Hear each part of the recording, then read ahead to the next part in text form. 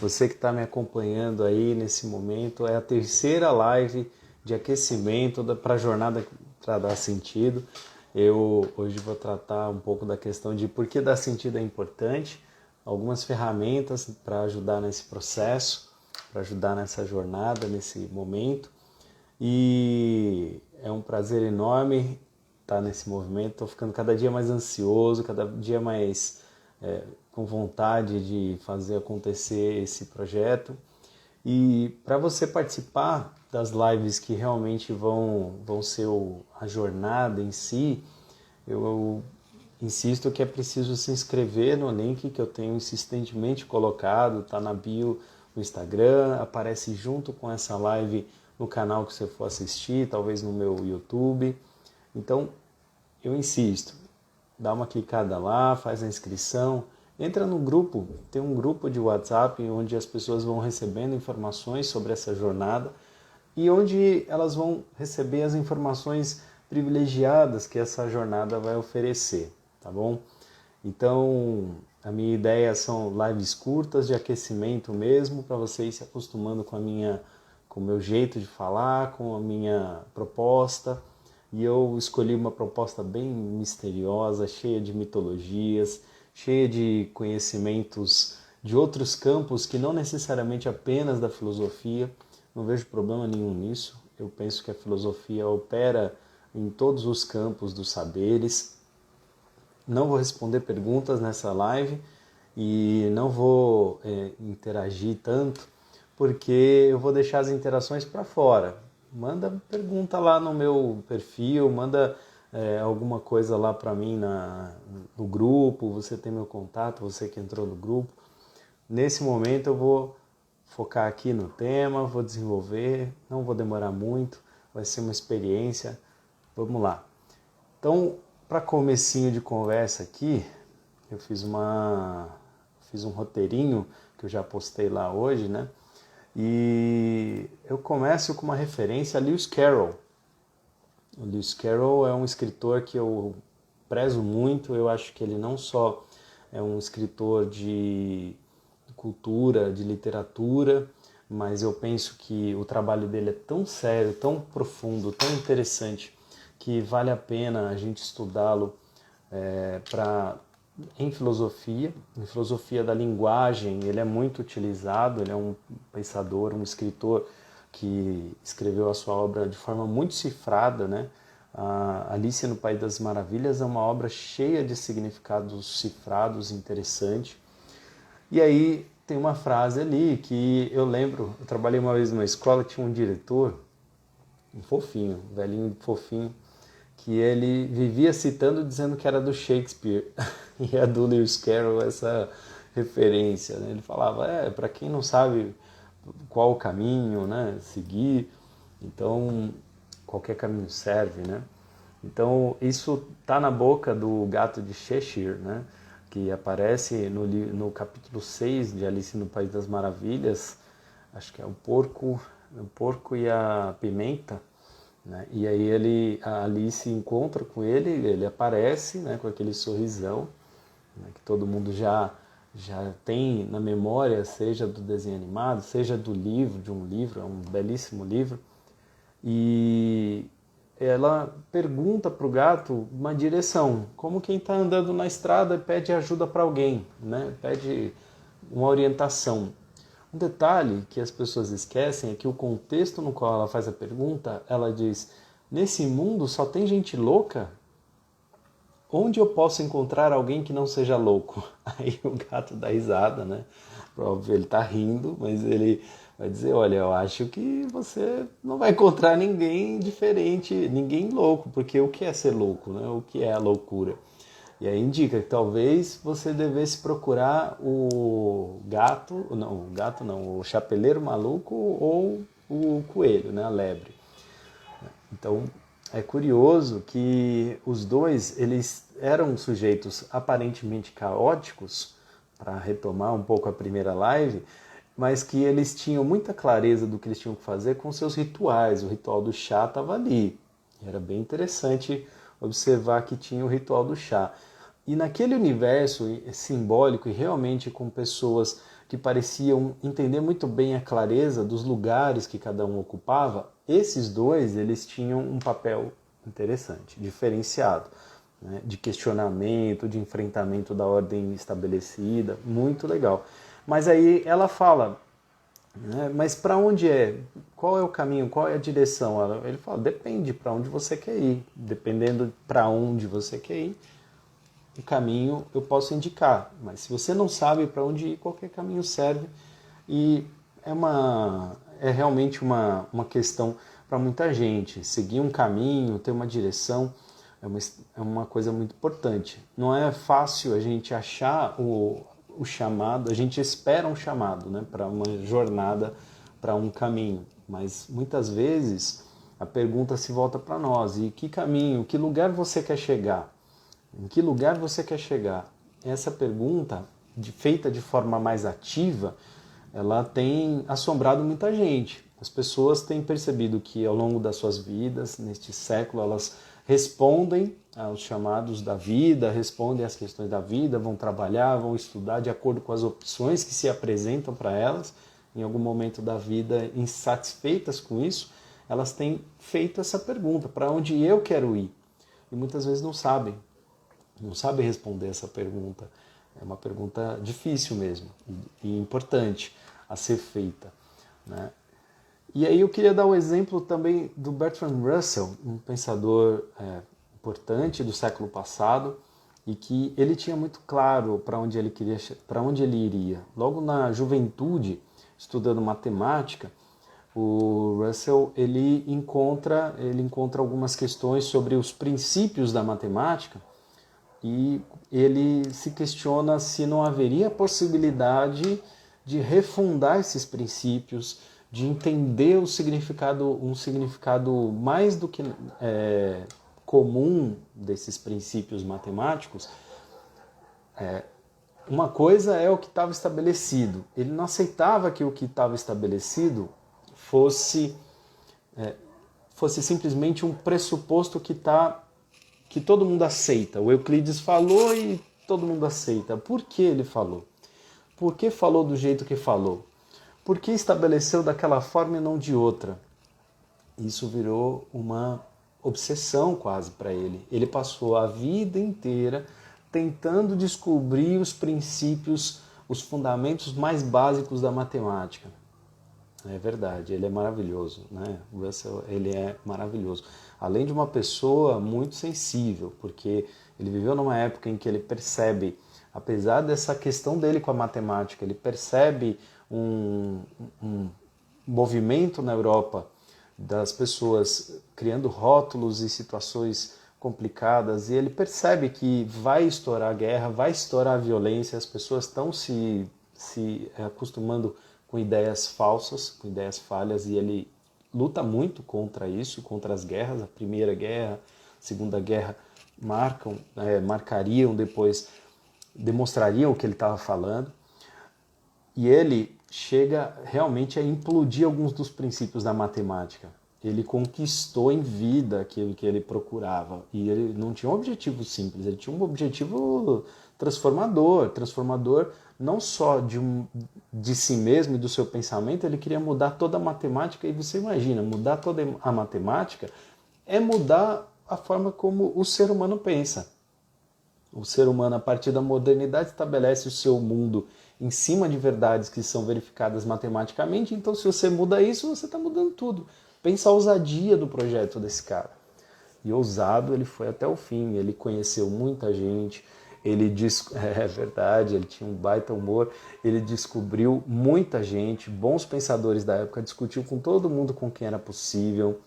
E ele cria um paradoxo mostrando que a teoria dos conjuntos, dependendo da regra que se estabeleça, ela tem falhas, ela tem problemas, mas também que ela poderia ser potencializada para descobrir muitas formas de pensar, muitas outras formas de matemática.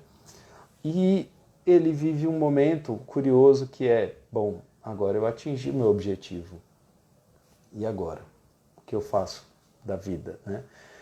E é lógico que ele achou um caminho, ele achou um jeito, mas ele escreve um texto sobre sentido da vida em que ele ele ressalta a importância de ter objetivo, ressalta a importância de ter produtividade, criatividade, de ter alguma coisa que você possa desenvolver, produzir, entregar para alguém, dividir com alguém.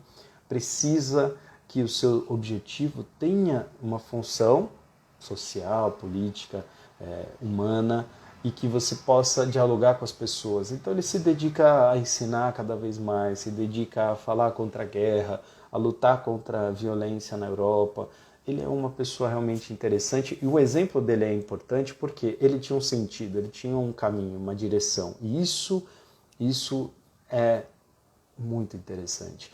Ele é um filósofo que não só marca pelas suas ideias, mas pelo exemplo de vida, para mostrar que uma ideia pode transformar uma vida, pode modificar uma vida e tornar essa vida única, tornar essa vida muito poderosa, não só como exemplo a partir das suas obras, mas como exemplo a partir do contato, do conhecimento, sabe? Então eu gosto muito do Russell por isso também, porque ele é um filósofo que não só ensinou ideias, mas que viveu muitas dessas ideias. E falando de forma muito simples aqui, evidente, tá? Ele e outros pensadores aí vão acenar para a ideia de que ter aliados, lembrando que ontem eu estava falando de Jornada do Herói, Joseph Campbell, né, que a partir do momento que você entrou na jornada, você precisa fazer um caminho, e nesse caminho é importante ter ajudas, é importante ter um mentor, ter mentoria, mas ter comunidade, ter grupo, ter alguém com quem dividir, com quem discutir, com quem validar as ideias é fundamental. E em filosofia, por mais que a gente possa desenvolver ideias sozinho, a gente não vai seguir adiante sem comunidade. Uma boa ideia, uma boa teoria precisa ser testada, precisa ser validada pelos pares, precisa ser validada pelas pessoas. Só que os pares não precisam ser apenas os PhDs, os mestres e filósofos. Nós temos na nossa natureza, na racionalidade, condição de avaliar se uma ideia faz sentido ou não. É lógico que a gente precisa se acostumar com o estilo, com o jeito como uma ideia é desenvolvida, como ela é apresentada, como ela é discutida. A gente precisa se introduzir nesse universo, a gente precisa fazer parte desse universo, participar desse universo, mas é fundamental ter comunidade, é fundamental ter outras pessoas com quem dialogar. Não se faz filosofia sozinho, não se faz filosofia da própria cabeça apenas. Você pode pensar, você pode ter um monte de ideias, sem validar isso com alguém, essa ideia vai ser frágil, vai ficar fraca, dividir. Né? O Sócrates, todo mundo pensa que ele era um cara que dizia muito, né? Dizia o que era certo, não é bem assim não. Ele perguntava o tempo todo e muda de opinião, muda de ideia. Lógico, ele tinha algumas ideias que ele vai levando ao longo da vida, mas você vai acompanhando os diálogos platônicos, você percebe que ele vai mudando de ideia e que às vezes ele aprende, ele cita pessoas. Diotima é um exemplo claro. Ele aprendeu com Diotima e leva para o banquete uma grande questão. Apenas, é lógico que talvez você não conheça essas figuras, essas pessoas. O que é importante aqui? O importante é perceber o filósofo mais reconhecido, o nome mais importante da antiguidade, aprendia, tinha comunidade, ouvia as pessoas, discutia junto com alguém. Então, o que eu vou oferecer nessa jornada não é um caminho solitário, é um caminho para a gente dividir com alguém, para a gente conversar, para a gente dialogar, para ter pessoas trocando ideias, tendo mentoria. Eu quero seguir nesse papel de mentor porque eu vou trazer alguns textos, trazer referências, trazer orientações e não necessariamente serei eu a dizer tudo, porque todo mundo tem algo de interessante para oferecer. Eu vou dar uma direção, mas aí o que vai ser depois vai depender muito da sincronicidade, da simpatia. Né? No grego, simpatos, né? Quer dizer conexão, né? Uma conexão, quando as coisas se conectam. E aí a gente tem simpatia por pessoas que geralmente têm interesses parecidos, porque encaixa, porque se aproxima na forma do encaixe. Isso é muito importante em filosofia. Última coisa que eu queria trazer hoje é um texto latino, Nanus gigantum homeris incidentes, quer dizer, se vir mais longe, né? Somos anões nos ombros de gigantes. A gente precisa valorizar quem veio antes, a gente precisa sim valorizar os grandes pensadores, valorizar a sabedoria daquelas pessoas que na vida nos impulsionaram de alguma forma. Eu diria, por exemplo, que na minha vida particular eu pude ter contato com alguns gigantes, entre eles meu pai e minha mãe, né? A sabedoria deles é fundamental, foi fundamental para me tornar a pessoa que eu sou. Na faculdade encontrei grandes pessoas, pessoas incríveis, Luizi, Irênio, Edélcio e grandes professores, Juvenal Savian Filho, me marcaram profundamente, né? Pessoas incríveis. Eu olhava para eles e falava, quero ser como esses caras, né? E mais para frente outros fui encontrando nos outros cursos, no mestrado e tal. E olhando para os professores com quem eu dei aula, nossa, eu dei aula com pessoas inacreditáveis, pessoas maravilhosas, que eu, de conversar na sala dos professores, eu aprendi muito, muito, muito mesmo. E vi coisas incríveis, sério mesmo, cresci como pessoa na sala dos professores, assistindo aula, pois é. E eu olho para o passado com muito carinho, eu olho para os antigos com muito carinho. Eu tenho um amor profundo por filósofos contemporâneos, pensadores atuais, mas eu tenho um olhar um pouco mais de predileção para a antiguidade. Eu tenho um carinho profundo pelos antigos, os pré-socráticos. Hoje eu vi até uma postagem de um amigo, de um colega falando mal dos sofistas, e tem alguns sofistas que são muito bons. E eu acho que ele nunca leu esses sofistas. Eu fico indignado, sabe o que?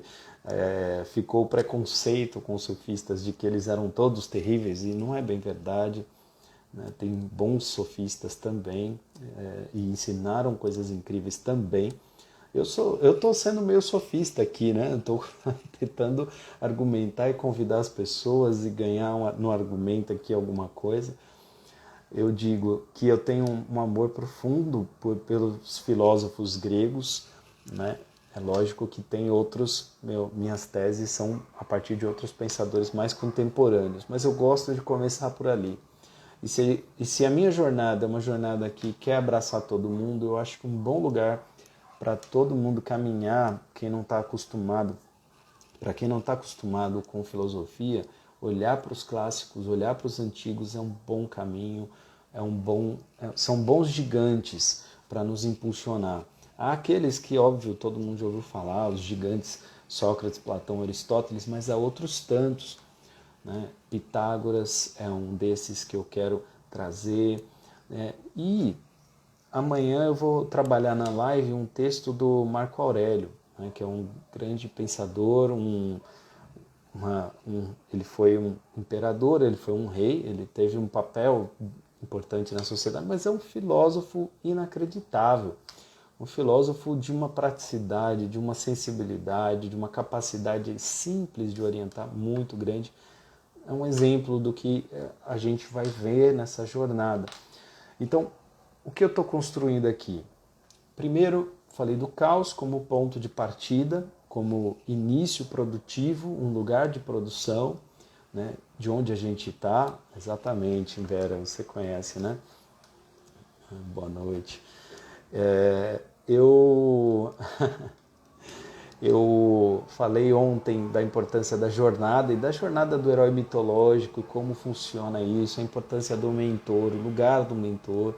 E hoje eu estou trazendo aqui a questão da importância da comunidade, da gente observar, de a gente se apoiar, ter mais gente do nosso lado, ter comunidade, não estar sozinho, né? Não estar sozinho nessa caminhada é fundamental. Eu quero fazer um projeto, eu quero que essa jornada seja uma jornada coletiva, uma jornada para mim, uma jornada para quem estiver comigo, porque se eu entrar num projeto é para sair transformado e para, de alguma forma, transformar quem estiver junto. Então, esse é meu tema para hoje, esse é meu mote de hoje. É simples, é um começo, é uma pitada, e amanhã vai ser ousado, vai ser ousadia, porque eu vou fazer uma live de aquecimento às 7 e mais tarde começa a jornada para dar sentido, para valer, com lives fechadas para quem se inscreveu. E aí a ideia é formar um grupinho, uma comunidade que vai velejando, vai navegando junta e vamos ver o que acontece. É uma proposta, tá certo? Gente, muito obrigado quem ficou até aqui.